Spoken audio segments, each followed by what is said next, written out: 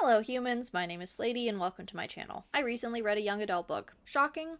Perhaps. More so shocking, I kind of enjoyed myself. I read The Winnowing, which I mentioned in my January reading wrap-up. It was written by Vikki Vansickle and published in late 2017. Vansickle is a Canadian author, and The Winnowing was nominated for a Red Maple Award hosted by the Ontario Library Association, which celebrates books for grades 7 and 8, which is just generally kids 12 to 14 years old. Here's a quick spoiler-free summary. The Winnowing follows Mary Vick Stone, who lives in a world with a population crisis, opposite to what we're used to seeing. People stopped being able to have babies for years, and things started to look a little bleak until some scientists discovered a cure. An injection called Supergen fixes human infertility, but also causes weird side effects in their children.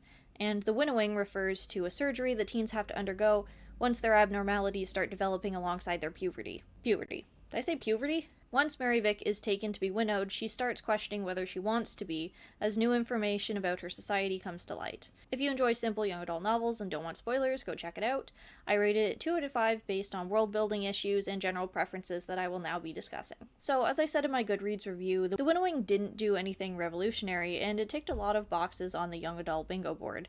If you're unfamiliar, and this isn't standardized, mind you, avid readers have made bingo games for different genres based on their overused tropes or cliches. I'm sure there are games like this for movie genres too, I just haven't gone that far down the rabbit hole yet. I bet horror movie bingo is just a fucking mess. Young adult fiction books over other book genres like adult historical fiction or nonfiction, for example, falls particularly into the hands of these simplified forms of criticism. It's a little because of its limitation on featuring young adult characters that readers can easily understand, and it's a lot because many authors fall back too hard on stereotypes and reusable plotlines. A young adult book that fails the bingo card test, however, isn't necessarily bad. There's no avoiding cliches in any genre of content. The trick is to either twist them in a unique way or don't focus on them over the quality of writing. Despite The Winnowing not exceeding my expectations, which includes exemptions from criticism for a certain level of predictability, it was not painfully overflooded with intolerable characters. And I started asking myself, why was that?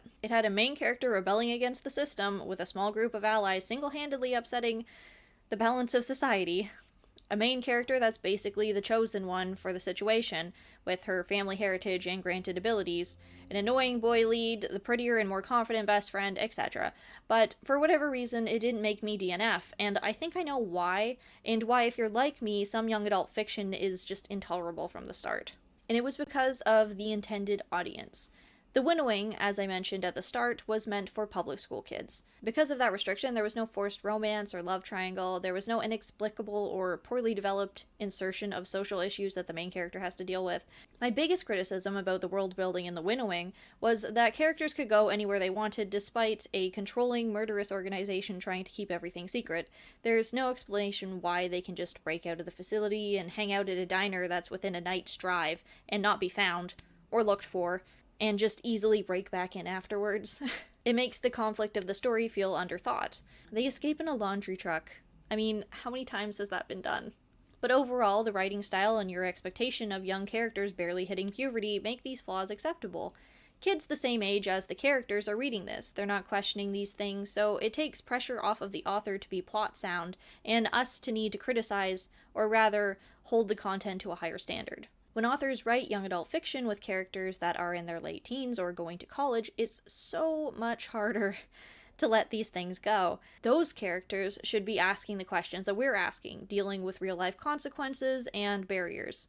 The best way of putting what I'm trying to say into context is that young adult fiction has a tendency to oversimplify the lives of characters that need to be more developed for them to be endearing or relatable. Adult books can be written about kids, just look at it, and that works because it's raw and not misrepresenting the complexities of a child to adults. Then, on the other end of the scale, young adult books, written for younger ages, repeatedly offend or misrepresent older characters.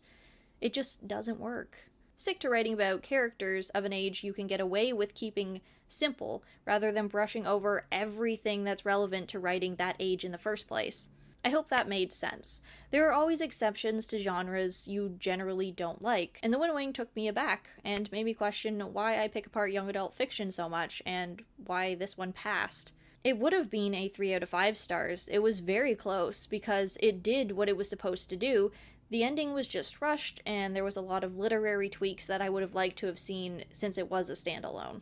In the future, I think I'm going to make my own bingo card so we can check things off during book reviews. I think that would be kind of fun. If you want to read anything along with me, I keep my Goodreads updated with what I'm currently reading. Not every book will get a video dedicated to it, but they will be covered briefly in my monthly wrap-ups. If you enjoyed this video, and if you like my content, be sure to subscribe for more. In the comments, if you have any young adult peeves or preferences, let me know. I hadn't realized the literal age of in-book characters would affect my opinion on the book so much, but heck, I guess it does. I'm Slady, and I will see you in the next video. Bye.